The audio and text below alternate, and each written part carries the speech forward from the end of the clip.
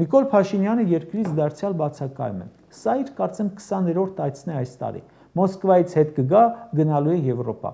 Կառավարությունը վերջերս լրացուցիչ $150,000 չափ հատկացրեց Նիկոլի արտերկիր այցի համար։ Այնքան է ճամփորդում, որ բյուջեով նախատեսվածը պրծել է, չի հերիքում։ Բայց ոնց հերիքի, եթե այդ մարդը, որ երկրի օդային տարածքը հատում է, սամալյոտը իջեցնում է ու վատնում հարկատուների փողերը։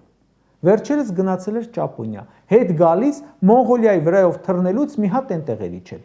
Կարծեմ այդ երկիր նախկինում երբեք չի գնացել։ Դե երևի մտածել է ջանդամը, ինչ իմանամ, հաջորդ տարի վարչապետի աթոռին կլինեմ, թե ասենք գաղութում, իջի այրոպորտ։ Մի քիչ մնացել է Մոնղոլիայում, էլի նստել ինքնաթիռ, մի քիչ հետո պարզել էր Ղազախստանի վրայով է թռչում, ասել էր այստեղ էլի չի։ Հետո գրառում է անում, թե Ճապոնիայից վերադարձին կարճատև կանգառներ ունեցանք Մոնղոլիայում եւ Ղազախստանում։ Հասկանում եք, իր այցերի տրամաբանությունը։ Այս մարդը ամբողջ թիմով, ընտանիքով նստած է պետբյուջեի վրա ու դրա համար էլ բյուջեն հերիք չի անում, վերցնում են վարկեր։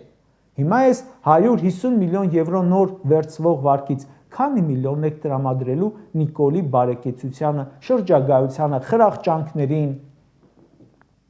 Կամ մի քանի օր առաջ էլ կառավարության նիստում էլի հաստատեցիք 39 միլիոն եվրո վարկ, դրանից քանի միլիոնը գնաց թալանին, մսխելուն, անիմաց ծախսերին։